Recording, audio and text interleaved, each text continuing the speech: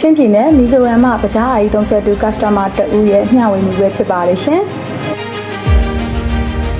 ကျွန်တော်နာမည်စီလာရီနော်ဘာဖြစ်ပါတယ်မီဇိုရမ်ကကုန်းမြင့်ဒေသဖြစ်ပါတယ်ဒါပေမဲ့ခုလိုမျိုးမတ်ဆောက်ပြီးစင်ကုန်မှုများတဲ့ဒေသမှာတော့မှပကြားအာရီကလှင်လင်းမြန်မြန်ထိထိရောက်ရောက်နဲ့မောင်းနှင်ကြော်ပြတ်နိုင်ပါတယ်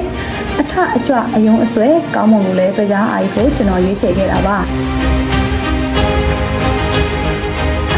မီဇိုရမ်မှာလမ်းတွေကအနည်းအမြင့်အကွေးအကောက်များလာပါတယ်ဒါတောင်မှကျွန်တော်ရဲ့ပကြားအာရီကလှင်မြန်စွာမောင်းနှင်ကြော်ပြတ်နိုင်ပါတယ်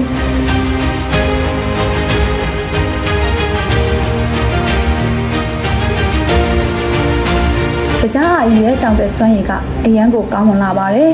ခရီးသည်အပြည့်ကုန်ပစ္စည်းအပြည့်တင်ထားရင်တော့မှစွမ်းဆောင်ရည်အပြည့်နဲ့မောင်းနေနိုင်ပါတယ်ကလပ်စနစ်ဘရိတ်စနစ်တွေကလည်းအရန်ကိုကောင်းမွန်လာမှုလို့အတက်တွေမှာကောင်းကောင်းကြီးမောင်းနေနိုင်ကြလို့ကောင်းကောင်းအရှင်ထိန်းနိုင်ပါတယ်နောက်တစ်ချက်ကတော့ပကြားအာရီကစီစားနှုန်းတက်တာတာမို့ကျွန်တော်အတွက်အမြတ်ငွေပိုချမ်းစေတာပေါ့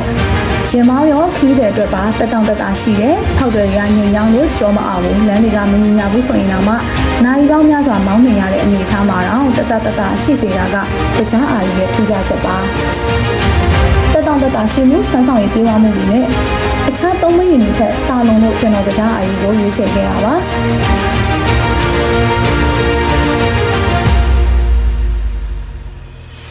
ချုပ်ပြရမယ်ဆိုရင်တော့ပကြားအာရီကတည်ငြိမ်မှုရှိပါတယ်ပကြားအာရီကကိုယ်ရဲ့ကြံ့ခိုင်တောင်တင်ပြီးလုံခြုံစိတ်ချရမှု safety ဘိုင်းမှာတိတ်ကောင်းပါတယ်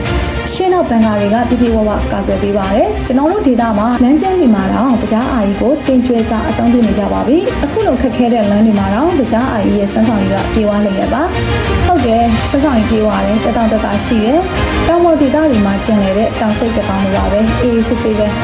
တောင်ပေါ်ဒေတာနဲ့ကိုင်းနေတဲ့ပကြားအာရီကမီဇိုရမ်တောင်ပေါ်ဒေတာအတွက်အားထားရပကြားအာရီပါ